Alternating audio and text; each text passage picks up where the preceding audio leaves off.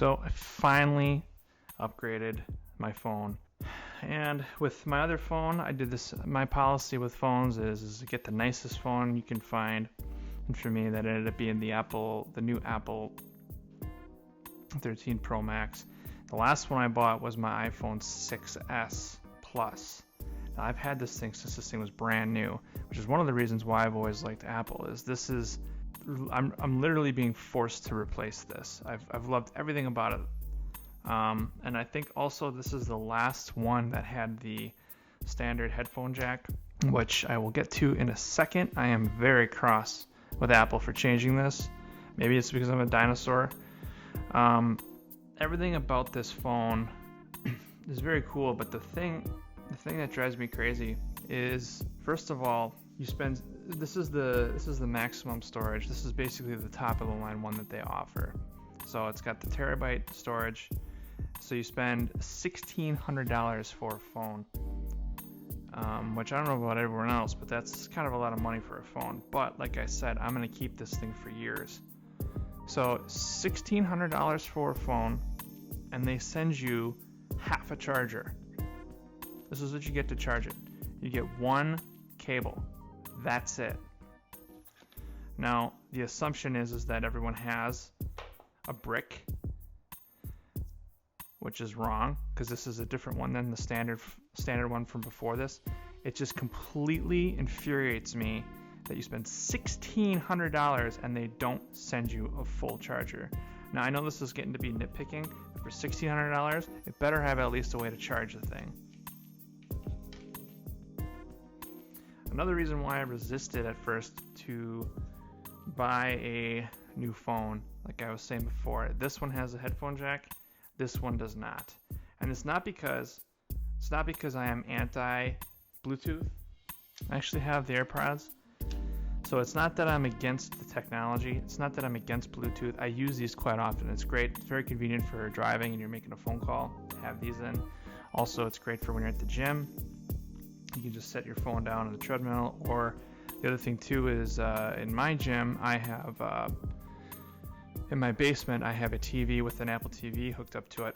And I have these dudes hooked up to the Apple TV. So it's not that I'm opposed to that. It's that this is another thing to charge and this will not last all day. There is no replacing just a corded headphone for when I'm at work. I listen to audiobooks all day long, and I understand that I can get an adapter, but this is an advanced $1,600 phone that I need to get an adapter with to hook this up to my standard headphone port. I mean, this is still a really good option, but now I got to get a bunch of these. I mean, it's not that they're expensive, but this is just another thing to lose, another thing I have to carry. It just drives me nuts. Was it really that big of a deal to keep the headphone port, or is it because then they can sell their proprietary headphones? The other thing is the new screen. Now, if you're just looking at the screen the way it is, it's fine. But here is the brightness all the way up. I don't know if you can tell with my... So that's the brightness all the way up. Here's the old iPod. Brightness all the way up. I don't know if you can tell, but this has got that yellowish tint. It's like a pea yellow versus the old screens. I understand this one's more clear, but it cannot do a bright white. It's got that yellow, gross tinge, whereas the old screen can do that nice, true, brilliant white. Where this one is incapable. Now, that being said, the camera on it is amazing. The lenses, I love the fact that it's got the wide-angle lens. I have used this thing quite a bit since I've got it, and I always said there's only 3 reasons that I would even buy a new phone, and one of them is the camera, which the camera on this thing is amazing. Why would you upgrade a phone otherwise? Also, there's the storage. So I think this one is 100 and... What was this one? This one was 100 something, 150 gigabyte, I think, brand new. That was the maximum storage. This one is now a terabyte, which is insane. So as far as reliability, the screen, the refresh rate, all of that just seems like way, way better. The movies fill the whole screen. So it's a smaller phone but a bigger screen. So obviously all that is fantastic. Another thing is that the speakers, it just seems like the quality of the speakers is so much better than the old phones. Let's see if I can get it.